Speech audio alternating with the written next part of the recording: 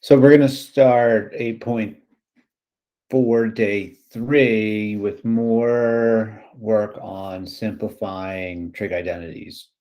Tomorrow we'll start on verifying or proving them. So today we're just working on different techniques on how to simplify. We're going to introduce a few, and we're going to start off with, this is kind of a warm up. So you can pause here, practice these, and then I'll work them out for you. Just to point out the questions 1, 2, and 3. You notice that you see, cosine of 90 degrees minus theta, right? So that should translate to what we studied on Friday, which was the cofunction identity. So go ahead and you can pause now and practice, and I'll review them in a second.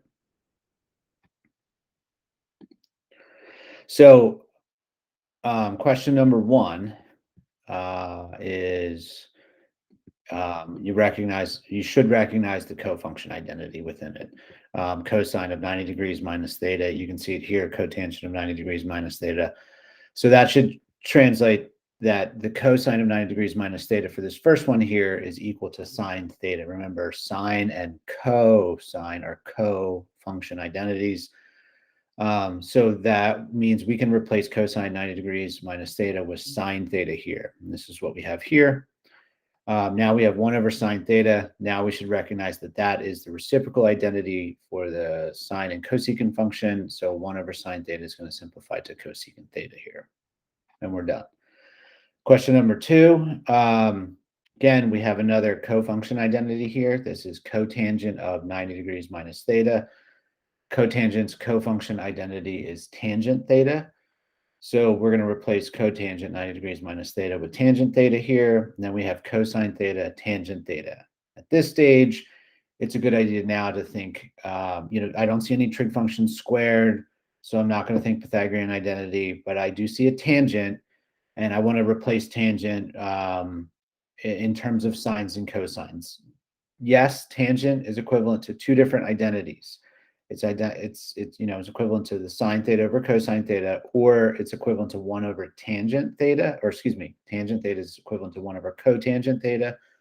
But since there's no cotangent in this second line of work we have here, it's not a good idea to translate tangent theta into 1 over cotangent. It's better to just turn it into sines and cosines, especially because the left side of this expression already contains a cosine.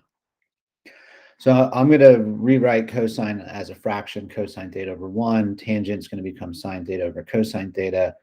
And then I can simplify because we have a fraction times a fraction. So I have a factor of cosine in the numerator on the left, a factor of cosine theta in the denominator on the right. These will simplify to 1, leaving us with sine theta, and we're done. We have 1 single trig function.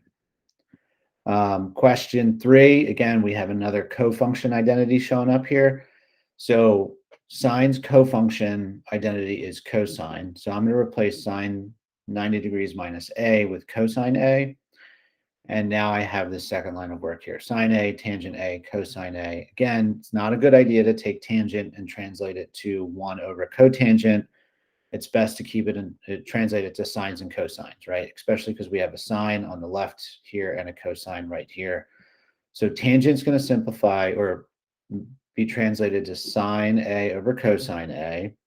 And now on the left expression right here, the left term, we can't simplify anything at this point, but we can combine the product of these 2 fractions into 1. So sine a times sine a is sine squared a, and 1 times cosine a is cosine a here. Again, not much we can do yet. There is a trig function squared, but I wouldn't translate this into a Pythagorean identity. I have a denominator of cosine a on the left and a denominator of 1 on the right. So this is where the common denominators, when we're adding or subtracting fractions, is going to be very beneficial. And again, you only recognize this as you work through them. So again, the cramming of this content is very, very challenging, and there's so many different ways to manipulate these. So you really want to practice as we move forward through the unit. So the common denominator between the least common denominator between these two fractions here is going to be cosine A. So I'm going to multiply by the right fraction by 1 in the form of cosine A over cosine A. That'll leave me with cosine squared A in the numerator and a cosine in the denominator here.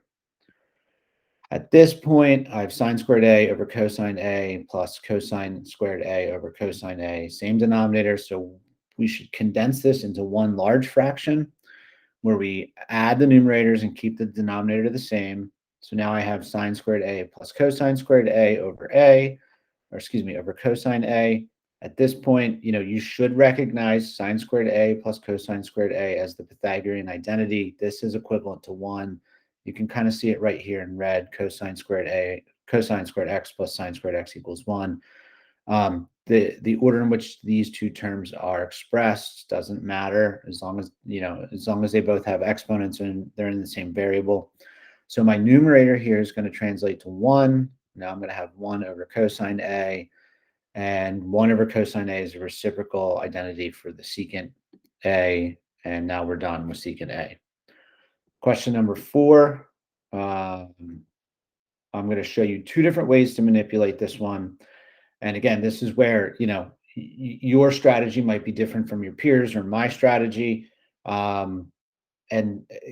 Occasionally your method or direction might, run you into a roadblock and you can't do much. You might have to backtrack a little bit and change the way you're approaching this. So I have two terms here. I have cosine squared x plus, cosine squared x is the first term, plus cosine squared x tangent x. You can't combine these because they're unlike terms. So in general, the standard approach here would be to convert things to sines and cosines because I have a cosine squared on the left term, and then on the right term, I have a cosine squared as well. So tangent squared x is going to translate to sine squared x over cosine squared x. And now I have the product of two fractions here, cosine squared x over 1 plus sine squared x over cosine squared x. Now, this is a product, this right fraction right here. And I have a cosine squared x in the numerator and a cosine squared x in the denominator. So I can simplify these two to 1, which would leave for the right fraction just sine squared x right here. So now I have cosine squared x plus my sine squared x down here in green. This is the Pythagorean identity. This condenses straight to 1. This is your best approach for this problem. However, today we're going to start working on other techniques. Factoring is a huge technique now that we're 2 days into this section. And if you notice in the top, in the first term in the original problem and the second term in the original problem, they both contain a factor of cosine squared x, which means we can factor cosine squared x out of both. As these problems become more rigorous, this will be a very helpful method or technique. So what I'm gonna do is I'm gonna factor out my cosine squared x from both of these terms here. That's no different than looking at an algebraic expression, x squared plus x squared y squared, where I can factor out my x squared, and I'm left with 1 plus y squared.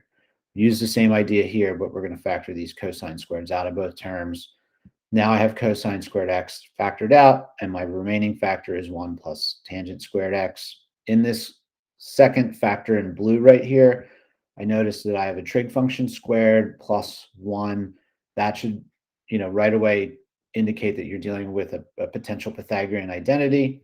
If you don't know all three of your, those critical Pythagorean identities, you can work off of the first one, cosine squared x plus sine squared x equals 1. Remember, tangent is sine over cosine.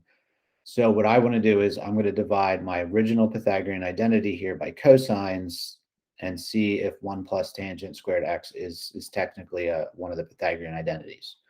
So when I do the division of cosine squared x to all three parts of my equation here, I end up with cosine squared x over cosine squared x, which is 1, sine squared x over cosine squared x, which is tangent x, 1 over cosine squared x, which is secant squared x. Here it is right here, 1 plus tangent squared x is equal to secant squared x. I have a 1 plus tangent squared x right here. So now I'm going to replace this blue group with secant squared x. So I'll have cosine squared x times secant squared x here. And remember, secant squared x is the reciprocal identity of cosine squared x. So most of you at this point are going to recognize that the product of cosine squared x and secant squared x is 1. If you don't see it, you can convert secant squared x to 1 over cosine squared x, which is right here. And that times cosine squared x simplifies to 1 as well. So this is just, 4 more examples for you to look at. And then we'll get into the meat of the work you're going to do today in a second.